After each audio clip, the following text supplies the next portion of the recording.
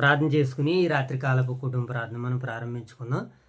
మోషబాబు ప్రార్థనతో ఈనాటి కుటుంబ ప్రార్థనలో ముందుకు వెళ్దాం. మోషబాబు ప్రార్థన చేయనా? మహాగంటుడు మహోన్నతుడ ప్రేమ గల మా కనుతండ్రి కృపగల దేవ మీ అపరమైన నామానికి వేలది వందన సూత్ర తోట తెలుసుకుంటుంది. ఈ రాత్రికాల సమయంలో తండ్రి ఇటుగా తండ్రి వాక్యం తెలుసుకున్న తండ్రి ఆ వాక్యం తండ్రి మేము విని బిట్టు పేరు కాగని మా రుద్రాంతరంగా 30 తండ్రులుగా 60 100 పైకిలతో తండ్రి ఇటుగా తండ్రి ఎచ్చగలను తండ్రి 16 అధ్యాయం 17 అధ్యాయం చదువుతుండగా ఇదిగొని తండ్రి మీ లేఖనాలు చదువుతున్న మాకు సమృద్ధిమైన తెలుగు జ్ఞానాన్ని తండ్రి ఇటుగా తండ్రి గలితనాలు రోజులు కొన్న ముట్టుపడుచుకుని తండ్రి యేసుక్రీస్తు నాడు వేదన పరచండి. ఆమేన్. ప్రార్థన కానీ రోటరీగా తిని వాక్య చదువుకున్న వాగుతుంది ఆది నుంచి అంతవరకు నీకు రూపంలో రోటరీగా తిని వాక్య చదువుతున్న కదండి సమరుచిమైన తెలియని కానీ రోటరీగా తిని వాక్య చదువుతున్న కదండి రోటరీగా తిని వాక్య చదువుకున్న కదండి ఆ సందర్భంలో లోతులకు నేర్చుకుని రోటరీగా తిని వాక్య చదువుతున్న కదండి ఆ సందర్భంలో లోతులకు నేర్చుకుని రోటరీగా తిని రాత్రికాల సమయంలో నేను ఎక్కడ చదువుకున్న బాగా నచ్చిన రోటరీగా తిండి యశ్వగానంతో 15-16 చదువుతున్న కదండి ఆ సందర్భంలో లోతులకు నేర్చుకుని రోటరీగా తిని వదిలికి నుంచి ప్రార్థన చేస్తాం. వదిలికి తీయించా సంఘ కాపాని తీయించా పోసం బీల రథాన్ని తీయించాలని వైఎస్ఆర్కి సంఘ కాపాని తీయించాలని భూసం బీల రథాన్ని తీయించాలి. 2 సంఘాలు సేవకులను కూడా తీయించాను. రోటరీగా అయితే వాక్య చదువుతున్న కదండి సామ్రాజ్యం తెలియని అన్ని రోటరీగా అయితే ఇంకా అయితే అనారోగ్యం అంటామని ఏసుకి ఇష్టం పరమతండి.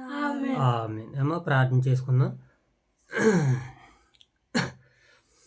మహాగణుడును మహోన్నతుడును పరిశుద్ధుడును ప్రేమ కలిగిన కృప కలిగిన పరలోకమందున్న మా కన్న తండ్రి మీ ఘనమైన నామానికి శ్రేష్టమైన నామానికి వేలాది వందనాలు స్తుతులు స్తోత్రాలు తండ్రి. దేవ గత కాలం అంతా ఈ గతించిన ఉదయకాల సమయం అంతా మీ చల్లని రెక్కల చాటున మమ్మల్ని మా కుటుంబాలను మీరు కాచి కాపాడి ఈ రాత్రికాల సమయంలో మీ ప్రియకుమారులు మా రక్షకుడైన యేసుక్రీస్తు ప్రభుల వారి నామంలో పరిశుద్ధాత్మ ప్రేరణతో ఆత్మ సహాయంతో తండ్రి మీ సన్నిధిలో నాయన తండ్రి లేఖన భాగాల్ని చదవడానికి నేర్చుకోవడానికి తెలుసుకొనడానికి మేము సిద్ధపడుతుండగా మీ యొక్క ఆత్మను మాకు సహాయంగా దయచేయమని వేడుకుంటున్నాం తండ్రి. ప్రభావ మరి యొక్క రాత్రికాల సమయంలో మీ సన్నిధి భాగ్యాన్ని మీ సన్నిధి కాంతులను యెషయా గ్రంథము 15-16 అధ్యాయాలని తండ్రి నేడు మరి మా వినికిడిలో మీరు ఫలింపజేయడానికి సిద్ధపడుతుండగా వినగలిగే చెవులను గ్రహించే మంచి మనసును మారు మనసును మాకు దయచేయండి తండ్రి. ప్రభా మరి యొక్క సమయంలో రాత్రికాల సమయంలో మీరు మమ్మల్ని ప్రేమించి ఇచ్చినటువంటి స్థానిక సంఘాలను మీ సన్నిధానంలో జ్ఞాపకం చేసుకుంటున్నాం తండ్రి. ఓదూరు వైఎస్ఆర్ నగర్లో ఉన్నటువంటి సంఘాన్ని సంఘ బిడ్డలను అలాగే పెద్దలను పరిచారకులను యవనస్తులను వృద్ధులను బాలురును విధవరాండ్రును అనాథులను దిక్కులేని బిడ్డలను అందరినీ కూడా జ్ఞాపకం చేసుకుంటున్నాం ప్రభా. ప్రతి ఒక్కరిని దీవించి ఆశీర్వదించిన తండ్రి. ఈ రోజు నాయన వ్యయ ప్రయాసాలతో నీ బిడ్డల పనులు ప్రారంభించుకున్న తండ్రి మరలా నాయన క్షేమంగా గృహాలకి చేరని మేము విశ్వసిస్తున్నాం ప్రభా.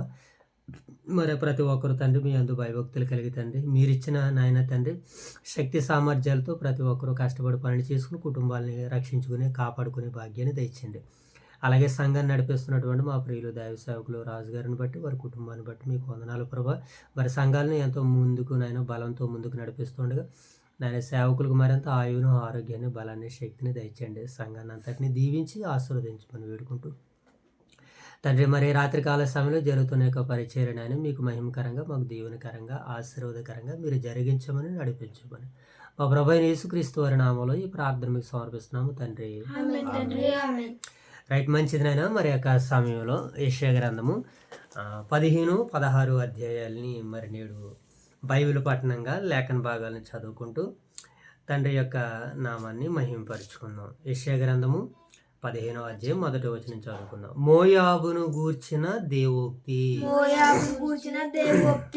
ఒక రాత్రిలో అర్మోయాబు పాడై నశించును. ఒక్క రాత్రిలో కిర్మోయాబు పాడై నశించును. ఏడ్చుటకు మోయాబీలు గుడికిని మెట్ల మీదనున్న దీబోనుకును దీబోనుకును వెళ్ళుచున్నారు. వెలుచున్నారు. నెబో మీదను నెబో మీదను మెదల మీదను మెదల మీదను మోయాబీలు మోయాబీలు ప్రలాపించుచున్నారు. ప్రలాపించుచున్నారు. వారందరి తలల మీద బోడితనం ఉన్నది. వారందరి తలల మీద బోడితల ఉన్నది. ప్రతి వాని గడ్డము గొరికింపబడి ఉన్నది. ప్రతి వాని గడ్డం గొరింపబడి ఉన్నది. తమ సంత వీధుల్లో గోనిపట్ట కట్టుకొందురు. తమ సొంత వీధిలో గోను పట్ట కట్టుకుందరు. వారి మెడల మీద నుండి వారి మెడల మీద నుండి వారి వారి విశాల స్థలములోను విశాల స్థలములోను వారందరూ ప్రలాపించెదరు. వారందరూ ప్రలాపించెదరు. కన్నీరు వలకపోయుదురు. కన్నీరు వలకపోయెదరు. హెష్బోను హెష్బోను యాలానును ఏలానును మొర్రపెట్టుచున్నవి. మొదలుపెట్టుచున్నవి. యాహాను వరకు యోహాను వరకు వారి స్వరము వినబడుచున్నది. వారి స్వరం వినబడుచున్నది. మోయాబీల యోధులు కేకలు వేయుదురు. మోయాబీల వదులు కేకలు వేయుదురు. మోయాబు ప్రాణముతో అతని మోయాబు ప్రాణంతో అతనిని వణుకుచున్నది. వణుకుచున్నది. మోయాబు నిమిత్తము మోయాబు నిమిత్తము నా హృదయము అరుచుచున్నది. నా హృదయం అరుచుచున్నది. దాని ప్రధానులు దాని ప్రణాళులు 3 ఏండ్ల తరిపి దూడవలే 3 ఏళ్ల తడిపి తోడవలే సోయారు వరకు పారిపోదురు. సోయాయి వరకు పారిపోదురు. లుహీతు ఎక్కడ లూయితు ఎక్కడ త్రోవను ఎక్కుచు త్రోవని ఎక్కుదురు. ఎక్కుదురు. నశింపజేయుతుమని నశింపజేయుమని ఎలుగెత్తి కేకలు వేయుచు ఎలుగెత్తి కేకలు వేయచ్చు. హోరాయాములో హోరాయాములో త్రోవను పోవుదురు. త్రోవను పోవుదురు. యాలయనగా ఏలయనగా నిశ్రీము నిశ్రీము నీటి తావులు నీటి తావులు ఎడారులాయను. ఎడారులాయను. అది ఇంకను అడవిగా ఉండును. అది ఎక్కడను అడవిగా ఉందును. గడ్డి ఎండిపోవును. గడ్డి ఎందు పోవును. చెట్టు చేమలు వాడిబారుచున్నవి. చెట్టు చేమలు వాడుచున్నవి. పచ్చనిది ఎక్కడను కనబడదు. పచ్చని ఎక్కడను కనబడదు. ఇంకా ఎలా ఉండు, ఒక్కొక్కడు సంపాదించిన ఆస్తిని ఒక్కొక్కడు సంపాదించిన ఆస్తిని తాము కూర్చుకున్న పదార్థములను కూర్చుకున్న పదార్థములను నివరంజి చెట్లునున్న నది అవతలకు నివంది చెట్టు ఉన్న ఆయుధులకు నది అవతలకు నది అవతలకు వారు మోసుకుని పోవుదురు. వారు మోసుకుని పోదురు. ఇంకా ఎదరకుండు రోదనమును రోదనమును మోయాబు సరిహద్దులలో వ్యాపించెను. మోయాబు శరీరంలో వ్యాపించెను. అంగలార్పు అంగలార్పు ఎగ్లాయిము వరకు ఎగ్లాయం వరకు బేదీలీము వరకును బేదీలేము వరకును వినబడును. వినబడును. యాలయనగా అనగా దీమోను గీమోను జలములో రక్తములాయెను. జనము రక్తమాయను. జలములు రక్తములాయెను. జనములు రక్తమాయను. జలములు రక్తములాయెను. జనములు రక్తమాయను. జనములు కాదు, జలములు. జలములు జలములు రక్తములాయెను. జలములు రక్తమాయను. మరియు నేను దీమోని మీదకి ఇంకొక బాధను రప్పించేదను. ఇంకో బాధను రప్పించేదను. మోయాబీలలో నుండి తప్పించుకొనిన వారి మీదకిని తప్పించుకునే వారి మీదకిని ఆ దేశములో శేషించిన వారి మీదకిని ఆ దేశంలో శేషించు వారి మీదకిని సింహమును రప్పించేదను. సింహమును రప్పించేదను. ఇక్కడతో మనకి 15వ అధ్యాయం పూర్తయింది. సరే, 16వ అధ్యాయాన్ని మనం చదువుకుందాం. 16వ అధ్యాయాన్ని చదువుకుందాం. అరణ్యపు తట్టునున్న శల నుండి దేశము నేలువానికి తగిన గొర్రె పిల్లలను కప్పముగా సియోను కుమార్తె పర్వతమునకు పంపుడి. గూటి నుండి చెదరిపోయి ఇటు అటు ఎగురు పక్షువలే అర్నోను రేవుల యొద్ద మోయాబు కుమార్తెలు కనబడుదురు. ఆలోచన చెప్పుము, విమర్శ చేయుము. చీకటి కమ్మునట్లు మధ్యాహ్నమున నీడ మా మీద ఉండనిమ్ము. చెదిరిపోయిన వారిని దాచిపెట్టుము. చెదిరిపోయిన వారిని దాచిపెట్టుము. నేను నేను వెలివేసిన వారిని వెలివేసిన వారిని నీతో నివసింపనీయును. నీతో నివసింపనీయను. దోచుకుని వారి మీదకి రాకుండానట్లు దోచుకున్న వారి మీదకి రాకుండానట్లు మోయాబీలకు మోయాబీలకు ఆశ్రయముగా ఉండుము. ఆశ్రయముగా ఉండుము. బలత్కారులు ఓడిపోయిరి. బలత్కారులు ఓడిపోయిడి. సింహము సింహము సంహారము మానిపోయిను. సంహారం మానిపోయెను. అనగద్రొక్కబడిన వారు అనగదొక్కబడిన వారు దేశములో లేకుండా నశించిరి. దేశంలో లేకుండా నశించిదిరి. కృప వలన సింహాసనము స్థాపింపబడును. ప్రభువుల సింహాసనం శాసించబడును. సత్య సంపన్నుడైన వాడై సత్య సంపన్నుడైన వాడై దాని మీద కూర్చుండి దాని మీద కూర్చుండి తీర్పు తీర్చునొకడు కలడు. తీర్పు తీర్చిన ఒకడు కలడు. దావీదు గుడారములో ఆసీనుడైన వాడు దావీదు గుడారంలో ఆశించువాడు. న్యాయము విచారించుచు న్యాయం విచారించుచు న్యాయము జరిగించుటకై న్యాయం జరిగించుటకై ఆ తీవరించును. దేవరించెను.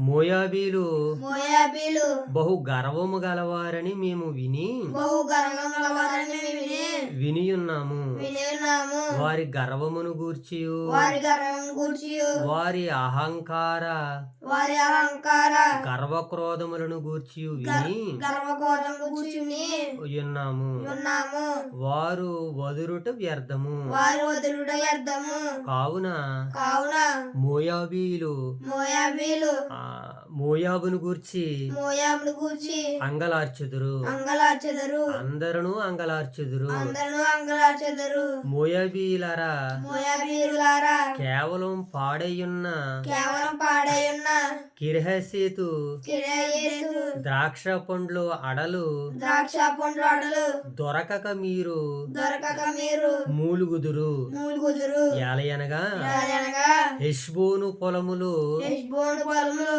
షిమ్మ ద్రాక్ష వల్లులు వాడిపోవును. వాడిపోవును. దాని శ్రేష్టమైన ద్రాక్ష పళ్ళులను దాని శ్రేష్టమైన ద్రాక్ష పళ్ళును జనముల అధికారులు అనగద్రొక్కిరి. అవి యాజారు వరకు వ్యాపించును. అరణ్యములోనికి ప్రాకును.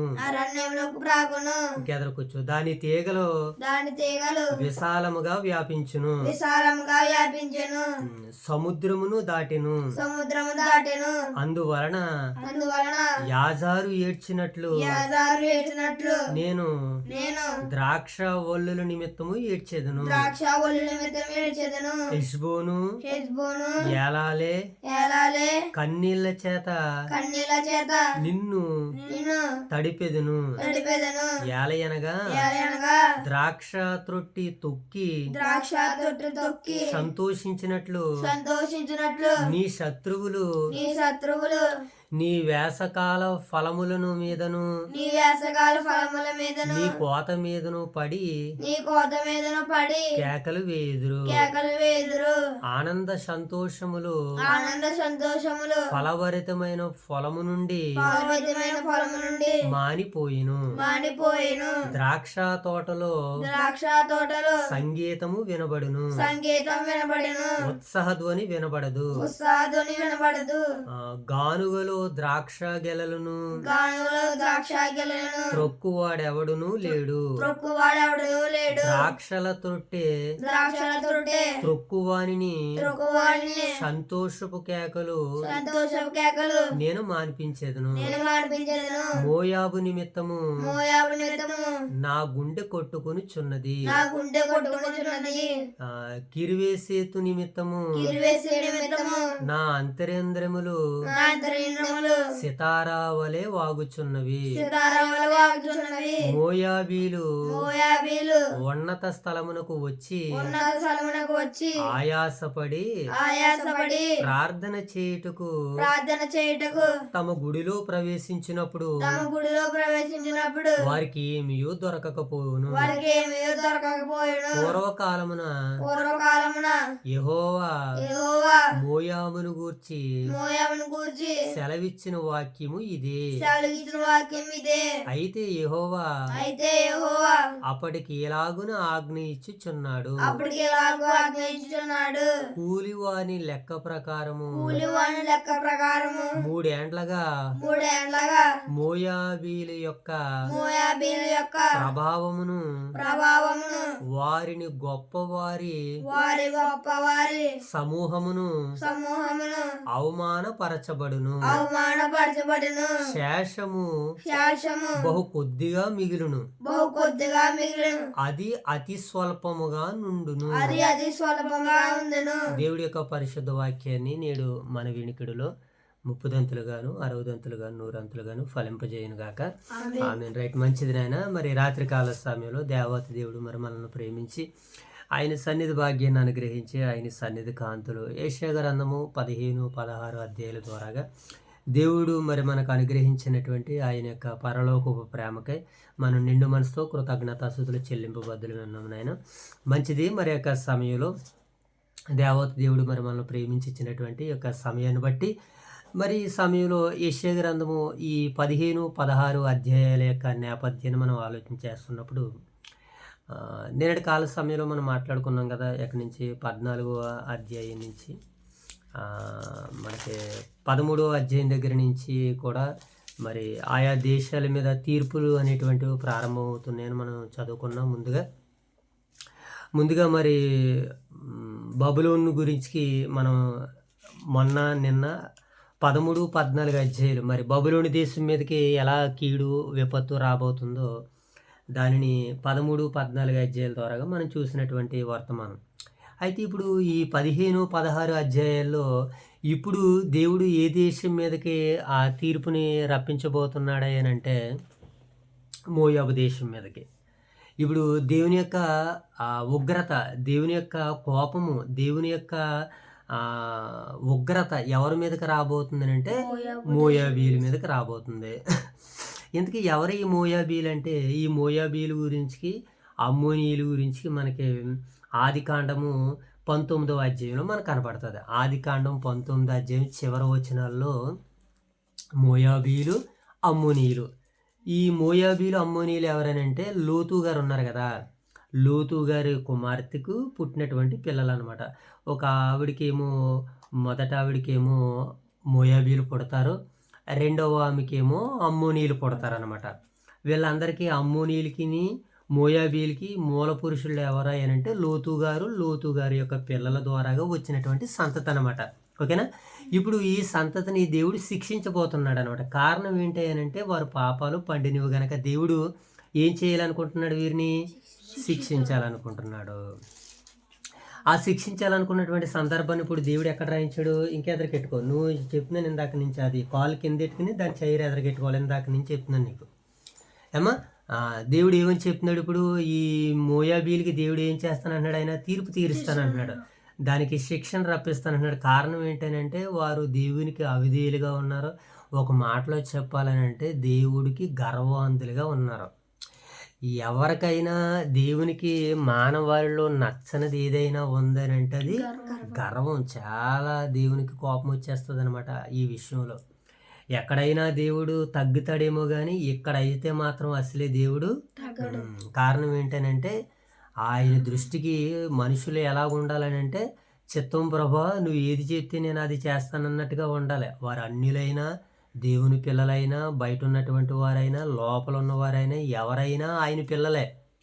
దేవుడు ప్రతి ఒక్కరికి అవకాశాన్ని ఇస్తాడు. అవకాశాన్ని వినియోగించుకున్నామా సరే, ఒకవేళ అవకాశాన్ని తిరస్కరించామా మన మీదకే దాడి రాబోతుంది. కనుక ఇప్పుడు మోయాబీల మీదకి దేవుడు శిక్షణ రప్పించబోతున్నాను అనుకున్నాడు కదా. ఒకసారి మన యెహెజ్కేలు గ్రంథము 25వ అధ్యాయము 8 నుంచి 11 వచనాలు చదువుదాం. మొదటిగా మరి దేవుడు ఈ మోయాబీని దేవుడు ఎలా శిక్షిస్తానంటున్నాడో మన పరిశుద్ధ గ్రంథంలోనికి వెళ్ళి ఆలోచించేద్దాం. యెహెజ్కేలు గ్రంథం త్వరగా యెహెజ్కేలు గ్రంథము 25వ అధ్యాయము 8 నుంచి 11 వచనాలు మనం చదువుతున్నప్పుడు అక్కడ దేవుని యొక్క ఉద్దేశాలు మనకు కనబడుతున్నాయి. చూద్దాం ఒకసారి. మరియు ప్రభు అయిన యెహోవా ఈ మాట సెలవిచ్చుచున్నాడు, ఇతర జనములన్నిటి మీదకి యోధావారికి భేదమేమి అని మోయాబీలును షేరు పట్టణపు వారును అందురు. అంటే యోధా వారికిని మోయాబీల వారికి భేదం ఏంటని బయట ఉన్నవారు అడిగితే అప్పుడు దేవుడు అట్టట తూర్పునున్న వారిని రప్పించే దేశమునకు భూషణములున్న పొలిమేర పురములను ఏమంటే కొన్నింటిని చెబుతూ 10వ వచనం చదువు. జనములలో అమ్మోనీయులను ఇకను జ్ఞాపకమునకు రారు. నేను యెహోవానై ఉన్నాను. మోయాబీలు తెలుసుకున్నట్లు నేను ఎలాగూ వారిని శిక్షించదును అని అంటున్నాడు. దేవుడు ఏం చేస్తాడట? మోయాబీల్ని శిక్షిస్తానంటున్నాడు. కారణం ఏంటి? వారు దేవునికి అవిధేయులుగా ఉన్నారు. దేవుని చిత్తాన్ని నెరవేర్చే పనిలో లేరు కనుకనే దేవుడు వారిని ఏం చేస్తానంటున్నాడు? శిక్షిస్తాను అని అంటున్నాడు. మరొక మాటను కూడా చదువు చూడండి. సమయంలో ఆమోసు గ్రంథము 2వ అధ్యాయము ఆమోసు గ్రంథం 2వ అధ్యాయం చదువు ఒకసారి. ఆమోసు గ్రంథం 2వ అధ్యాయం ప్రారంభం నుంచి చదువు. ఎలాగినాను ఒకసారి. ఆమోసు గ్రంథము 2వ అధ్యాయము 1 నుంచి 2వ అధ్యాయం 1 నుంచి చదువు. అక్కడ కొన్ని మాటలు మనం చూడగలిగితే ఆమోసు గ్రంథము తీసుకోమా ఎలాగే 2వ అధ్యాయం 1 నుంచి చదువు. ఆమోసు నేను తీస్తాను. 2వ అధ్యాయం 1 నుంచి చదువుతున్నప్పుడు ఇక్కడ మోయాబుని గురించి వ్రాయబడింది. యెహోవా సెలవిచ్చినది ఏమనగా, మోయాబు 3 సార్లు 4 సార్లు చేసిన దోషమును బట్టి నేను తప్పకుండా దానిని శిక్షించేదను. ఏలయనగా వారు ఎదోము రాజుల ఎముకలను కాల్చి సున్నము చేసిరి. మోయాబు మీద నేను అగ్ని వేసేదను, అది కేరీతు నగరులను దహించి వేయును. ఏమంటే గొల్లును రణగన కేకలను బాకానాదమును వినబడకుండా మోయాబు చచ్చును. మోయాబీలకు న్యాయాధిపతులు ఉండకుండా వారిని నిర్మూలము చేసేదను. వారితో కూడా వారి అధిపతులను అందరినీ నేను సంహరించేదనని యెహోవా సెలవిచ్చి ఉన్నాడు. దేవుడు ఏమని సెలవిస్తున్నాడంటే, మోయాబీల్ని నేను ఉండకుండా చంపేస్తాను, వారిని శిక్షించేస్తాను అని దేవుడు ఎప్పుడు ఆమోసు ప్రవక్తతో చెప్పాడు.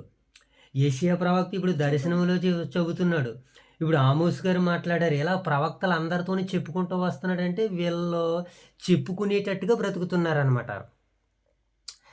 దేవుడు ఇప్పుడు అప్పుడప్పుడు చూడండి, ఒకరి గురించి ఒకరి దగ్గర చెబుతూ ఉంటుంటారు. ఇప్పుడు మనకు ఒక వ్యక్తి నచ్చలేదనుకోండి, ఒక 5, 4, 3 దగ్గర చెప్తూ ఉంటుంటాం. వాడిని ఎప్పటికప్పుడు నేను కొట్టేస్తాను చూడరా అని అంటామన్నమాట.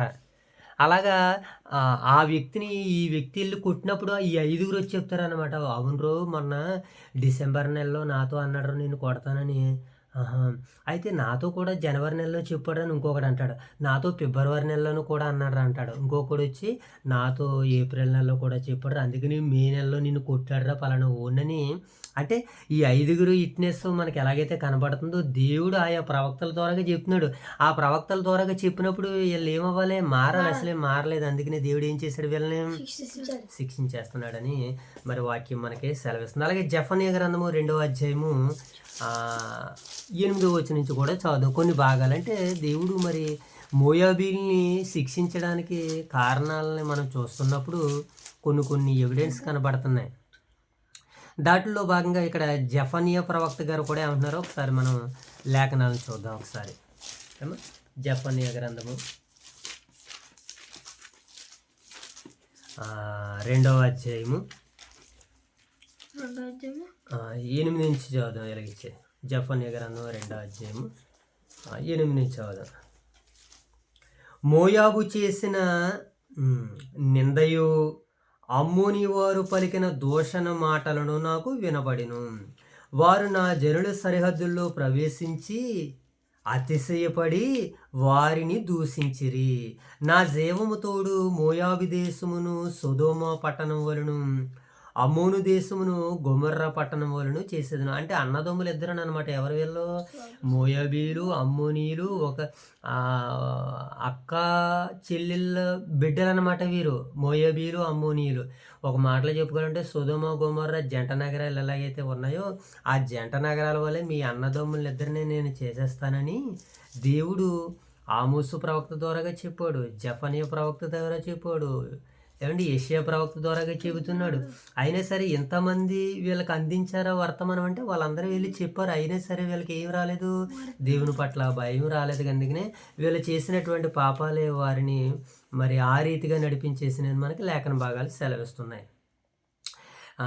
ఇక 2వ వచనం చదువుదాం చూడండి. మన యెషయా గ్రంథము 15వ అధ్యాయము 2వ వచనం చదువుదాం. ఈ సందర్భంలో ఏడ్చుటకు మోయాబీలు గుడికిని మెట్ల మీదనున్న దీబోనుకును వెళ్ళుచున్నారు.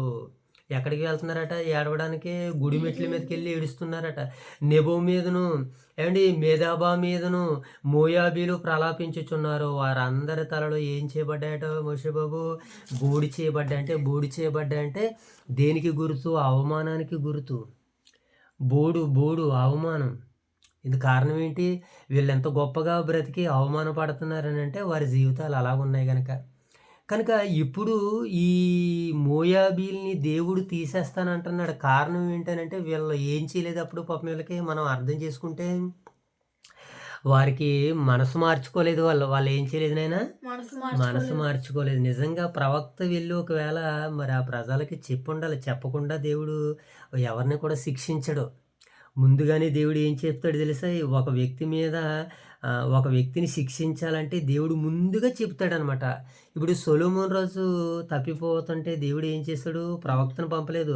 ఆయనే నేరుగా వెళ్ళి 3 సార్లు ఆయనకు ప్రత్యక్షమయ్యి నీ మనసు మార్చుకోరా బాబు అని చెప్పాడు సొలొమోనుకి. అయినా ఇతర దేవతల వైపుకు తన భార్యలను బట్టి అతను దేవుళ్ళలోంచి వైదొలిగిపోయినట్టుగా మనకు కనబడుతుంది. ఈరోజు మరి మోయాబీలను కూడా దేవుడు తీసేస్తానని అన్నాడంటే ముందుగా మరి ప్రవక్తలు చెప్పారంటే ఆమోస్ చెప్పినట్టుగా మనకు కనబడుతుంది. జఫనీ గారు చెప్పినట్టుగా కనబడుతుంది. యెషయా గారు చెప్పినట్టుగా కనబడుతుంది. మరి చెప్పిన తర్వాత వీళ్ళు వినాలి కదా, వీళ్ళు వినలేదు. కారణం ఏంటనంటే వీళ్ళకి 16వ అధ్యాయంలో ఒక మాట ఉంటుంది మనకి. ఇక్కడ 16వ అధ్యాయము 6వ వచనం చదువు ఒకసారి. మోయాబీలు బహు గర్వము గలవారని మేము విని ఉన్నాము. వారి గర్వమును గూర్చి వారి అహంకార గర్వక్రోధములను గూర్చి విని ఉన్నాము. వీళ్ళకి ఏముందంటే ఎందుకని మోయాబీలకి గర్వం ఉంది. ఈ గర్వము అహంకారం ఉన్నటువంటి వాడు ఎవడ మాట వినడనమాట. ఏంటైనా ఏం చేయటల్లా? గర్వము అహంకారం ఉన్నవారు ఎవరి మాట వినరు. అందుకనే ప్రవక్తలు చెప్పిన వీళ్ళకి ఏమనిపించింది?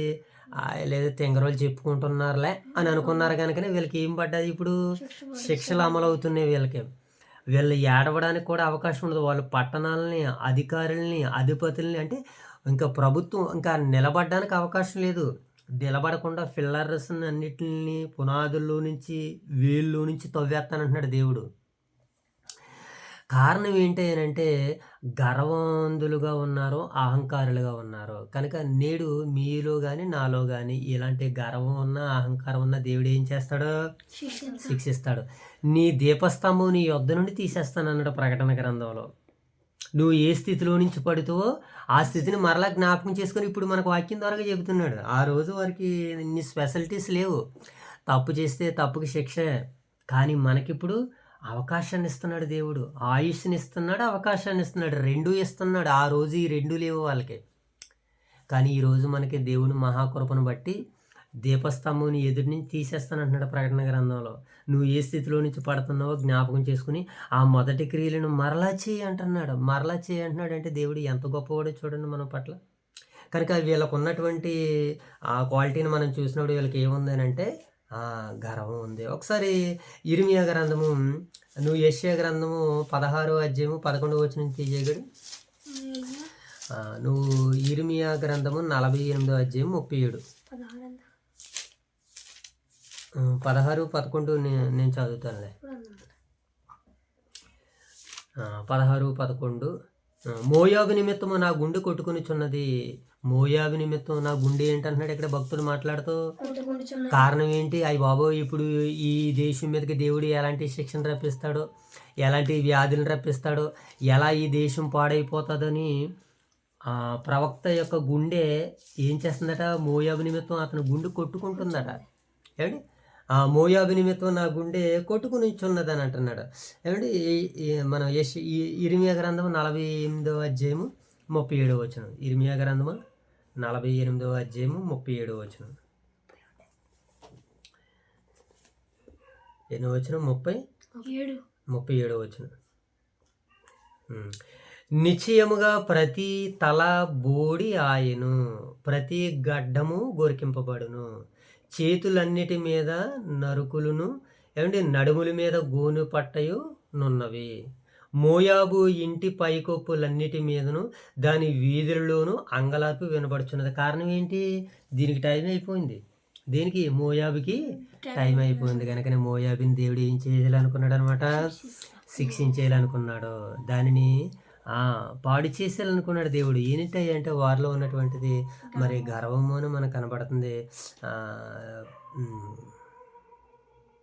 ఇర్మియా గ్రంథము, యెషయా గ్రంథము 50వ అధ్యాయము 17వ వచనం చదువు ఒకసారి. ఇర్మియా గ్రంథము ఇందాక చదువుకున్నాం కదా, ఇర్మియా గ్రంథము 50వ అధ్యాయము 17వ వచనం కూడా చదువుకున్నాం ఒకసారి.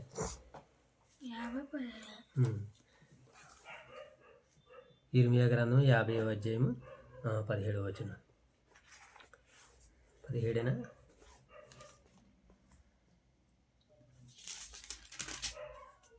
ఇర్మియా గ్రంథం 50వ అధ్యాయము 17వ వచనం. ఇశ్రాయేలు వారి చెదిరిపోయిన గొర్రెలు సింహములు వారిని తోలగొట్టును. సింహాలుగా ఇప్పుడు ఎవరు రాబోతున్నారని అంటే మోయాబీల మీదకి దేవుడు సింహాలు రప్పిస్తాను అని అన్నాడు. అంటే సింహం అని అంటే సింహం లాంటి మనుషులను, ఇతర రాజులను రప్పించి ఇదిగో వీళ్ళని మరి శిక్షిస్తాను అని అంటున్నాడు దేవుడు మోయాబీల్ని. ఇలా మనం దైవలేఖనాలను చూసినప్పుడు చాలా సందర్భాలు మనకు కనబడతాయి. మరొక మాటను కూడా మనం చూద్దాం. రెండవ రాజుల గ్రంథము 3వ అధ్యాయము 4-5 వచనాల్లో కూడా మనం చదువుదాం. అక్కడ కూడా మరి మోయాబీలు ఏం చేస్తారనంటే ఇశ్రాయేలుకి కప్పం ఇస్తూ ఉంటారు. వారు కొన్ని తెచ్చి ఆ రాజుకి కప్పంగా ఇస్తారన్నమాట. 180,000 గొర్రెలన్నీ తెచ్చి ఇచ్చిన తర్వాత బాగానే ఉంటారు మొదట్లో. ఆ తర్వాత ఏం చేస్తారంటే ఆహాబు పరిపాలన కాలం వచ్చేసరికి ఇతను మోయాబీలు తిరగబడతారనమాట. ఎవరి మీద? ఇశ్రాయేలీయుల మీద. అంటే ఇదొక నింద వీళ్ళకి, ఇదొక నింద. ఇలాంటి అనేకమైనటువంటి కారణాలు ఉన్నాయి వీళ్ళని శిక్షించడానికి దేవుడు. ఇదొక కారణం అన్నమాట. అలాగే ఇర్మియా గ్రంథం 48వ అధ్యాయము 47 వచనం చదివించండి ఒకసారి. ఇర్మియా గ్రంథము ఓకే నాన్న, ఇది అయిపోయింది. నోటి మాటగా నేను సెలవిస్తాను కదా. ఇర్మియా గ్రంథము 48వ అధ్యాయము 47వ వచనాన్ని కూడా చదువు. 48:29. ఇర్మియా గ్రంథము 48:29. మోయాబీల గర్వమును గూర్చి వింటిమి. ఏమిన్నాడట ఇక్కడ ఇర్మియా గారు కూడా చెప్తున్నాడు ఇక్కడ. ఇప్పుడు ఎంతమంది మనకి? జఫనియా గారు, ఆమోసు గారు, ఎవరింకా? యెషయా గారు, ఇప్పుడు ఇర్మియా గారు. వీళ్ళు పెద్ద పెద్ద ప్రవక్తలు. వీళ్ళందరూ కూడా ఇంత పెద్దవాళ్ళే ఈ మోయాబీల గురించి విట్నెస్ ఇస్తున్నప్పుడు ఇంకా మనకి ఇంకా చరిత్రలో ఎలాంటి ఆధారాలు కావాలి? ఇంకెలాంటి వారు వచ్చి చెప్తే నమ్ముతాం మనము? బైబిల్ గ్రంథంలో పెద్ద ప్రవక్తలే వీళ్ళే, తలదన్నిన ప్రవక్తలు వీళ్ళు. అలాంటి వారు వచ్చి చెబుతున్నారు. ఏమని చెప్తున్నారు? ఇదిగో మోయాబీలకి ఏముందని అంటున్నాడు ఇక్కడ ఆయన. 29వ వచనం. మోయాబీల గర్వమును గూర్చి వింటిమి, వారు బహు గర్వపోతులు. మనకు గొర్రెపోతులు తెలుసు, గర్వపోతులు కూడా. ఏ గర్వపోతులు ఎవరనంటే మోయాబీలు. అందుకనే దేవుడు వీరిని భూమి మీద ఉండకుండా తీసేస్తాను అంటున్నాడు. వారి అతిశయాస్పదమును గూర్చి, గర్వమును గూర్చి, అహంకారమును గూర్చి, పొగరను గూర్చి మాకు సమాచారము వచ్చెను. మిమ్మల్ని అరెస్ట్ చేయాలనుకుంటున్నా. అరెస్ట్ వారెంట్ ఏంటంటే ఇదిగో మీలో ఉన్నటువంటి గర్వపు దాన్ని బట్టి మేము అరెస్ట్ చేయాలనుకుంటున్నామన్నట్టుగా ఉందన్నమాట ఈ లేఖనం.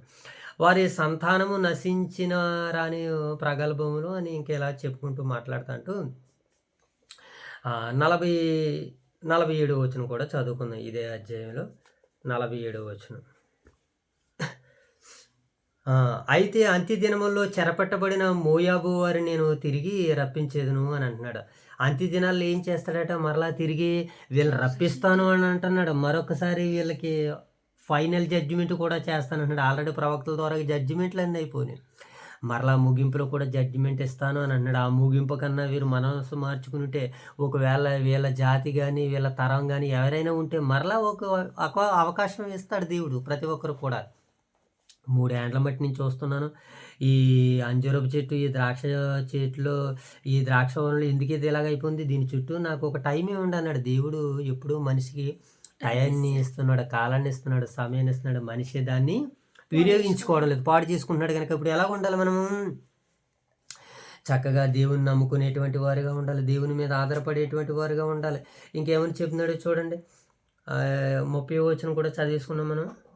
30వ వచనం. కనుక వీళ్ళలో ఉన్నటువంటిది ఏంటంటే, మోయాబు నిమిత్తం నేను అంగలార్చుచున్నాను. మోయాబు అంతటిని చూసి కేకలు వేయుచున్నది వారు అని ఇంకెలా దీని గురించి మాట్లాడుకుంటూ, మరి మోయాబీల్ని దేవుడు ఏం చేస్తానంటున్నాడనంటే తీసేస్తానంటున్నాడు. గల కారణం ఏంటనంటే వారి పాపాలు పండినవి గనక. నేడు మిమ్మల్ని నన్నైనా సరే దేవుడు తీయకుండా ఇంకా ఉంచుతున్నాడనంటే ఒకే ఒక్కటి, మనం మనసు మార్చుకుని జీవించాలని. ఆ రోజు వారికి మనసు మార్చుకుని వారు జీవించలేకపోయారు, దేవుని శిక్ష కారకులైపోయారు. కనుక నేడు మనం అలా కారకులుగా ఉండకుండా మనం కారణ జన్ములు గనక మన జన్మ ద్వారాగా దేవుని యొక్క ఉద్దేశాలని, దేవుని యొక్క ఆలోచనలు తెలియజేయాలని దేవుడు ఆశిస్తున్నాడు. కనుక మనలో గర్వము, అహంకారం కానీ ఏ కోసన్నా కనబడకూడదని వాక్యం ద్వారాగా దేవుడు మనకి ఇంతవరకు అందించినటువంటి మాటలను బట్టి దేవదేవుని స్తుతిస్తూ మహిమపరుస్తూ ప్రార్థన చేసుకుందాం. మోషేబాబు ప్రార్థనతో ఈ రాత్రికాలపు కుటుంబ ప్రార్థన ముగించుకుందాం. ప్రార్థన. మహాగణుడు మహోన్నతుడ ప్రేమ గల మక్కడ తిని కొరకు గల దేవా, మీ పరమైన నామనికే వేలాది వందనాలు సూత్రుడు చోట తిని ఈ రాత్రికాల సమయంలో నీటిగా తిని వాక్యం తినకుండా తిని ఆ వాక్యం తిని మేము వినిపెట్టి వేరు కానీ వినబడే వాక్యం మరో రంగంలో 30 రందులు 60 100 రందులు పనిచేయడం చూడండి నీటిగా తిని ఏషియా గ్రంథం తిని 15 అధ్యాయం 16 అధ్యాయం తిని లేఖన భాగాలు చదువుకుని తిని లేఖన భాగాలు తిని మేము వినిపెట్టి వేరు కానీ మరో 30 రందులు 60 100 రందులుగా పైన చూడండి తిని నీటిగా తిని ఇంకా నాన్నలు రోగులు తిని అది ముట్టి వసత్తు తిని ఏసు క్రీస్తునాలు వేట్లు పడుతుంది రా ప్రార్థన. పడది రోటరీగా తిని వాకి చదువుకుంటే వాగుతండ్రి ఆది నుంచి అంతా కృపండి రోటరీగా తిని వాకి చదువుకుంటే వాగుతండ్రి విండి విడిచే బలమే రాసుకున్నా రోటరీగా తిని ఈ రాత్రి కలిసి తండ్రి మీ లేఖన చదువుకుంటే బాగా నుంచి రోటరీగా తిని వాకి చదువుకున్న వాగుతండ్రి మా వాక్య చదువుతుండే కదండి మా అమ్మ నాతో శిలాచి రోటరీగా తిని వాక్య చదువుతుండే కదండి ఆ సందర్భంలో వదిలికి నేర్చుకుంటా చేసిన రోటరీగా తిని ఓదరికేసాను ప్రార్థన చేస్తాం ఓదరికేసాను దేశం సంఘ కాపని దీవించాను తండ్రి భోజనం బిల్లు రాదని దీవించాను సంఘ కాపని దీవించాను తండ్రి వైఎస్ఆర్సాన్ని దీవించాను సంఘ కాపని దీవించాను భోజనం బిల్లు రాదని కుటుంబాన్ని కూడా దీవించాను 2 సంఘ సేవకులు కూడా దీవించాను సేవకులు కూడా దీవించాను తండ్రి ఇంకా అయితే అనారోగ్యులు అంటారు ఏసుకి ఇష్టం పంపుతాను ప్రార్థన చేసుకుందాం. మహాగణుడైన మా తండ్రి, మహోన్నతుడైన మా దేవ, పరిశుద్ధుడైన మా తండ్రి, మీ ప్రేమ కలిగిన నామానికి స్తుతులు చెల్లించుకుంటున్నాం ప్రభా. తండ్రి రాత్రికాల సమయంలో తండ్రి ఇంతవరకు నాయన మీ మనసుని మీరు మాకు తెలియజేశారు ప్రభా. ఒకప్పుడు నాయన రాజ్య పరిపాలన, రాజరికము తండ్రి, ప్రభుత్వము, పరిపాలన నాయన మీ యొక్క స్వాధీనములో ఉన్నదని తండ్రి, ప్రపంచానికి నాయన ఏలికగా మీరు ఉన్నారని ప్రభా.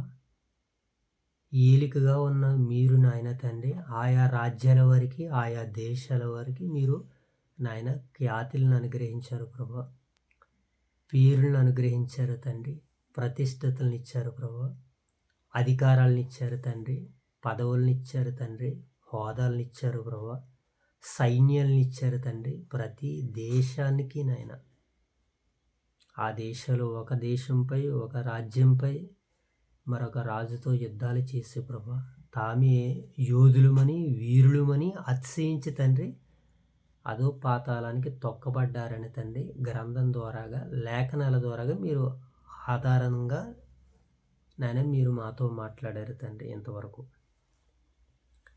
నాయన తండ్రి మీ ముందు నాయన ఏ రాజ్యమైనా సరే తండ్రి నేల కొరగాల్సిందే తండ్రి. కనుక నాయన మా గొప్పతనం ఏదీ లేదని తండ్రి దేశ రాజులే చేతులు ఎత్తేస్తారు ప్రభా మీ ముందు తండ్రి. కేవలం నాయన ఈ మట్టి పాత్రలో మట్టి దేహంలో ఉన్న మేము కూడా ఏమాత్రమో కాము అని తండ్రి, ఎన్నికైన వారం కామని గుర్తిరిగి ప్రభా మేము మరింతగా మీ పట్లనైనా భయముతో భక్తితో మా బ్రతుకు దినాలను గడపడానికి మీ సహాయాలు దయచింది తండ్రి.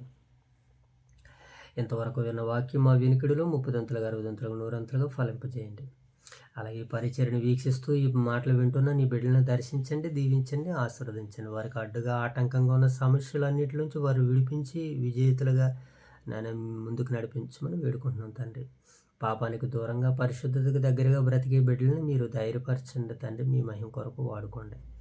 అలాగే ప్రభా, మరి రాత్రికాల సమయంలో ఎంతవరకు జరిగినటువంటి ఒక పరిచర్ను మీరు దీవించి ఆశీర్వదించినందుకు కృతజ్ఞతాస్తుతులు చెల్లించుకుంటూ ప్రభా, మరి రాత్రికాల సమయంలో మీరు మమ్మల్ని ప్రేమించి ఇచ్చినటువంటి సంఘాన్ని, సంఘ బిడ్డలను మీ దయగల చేతులకు అప్పగించుకోవచ్చు.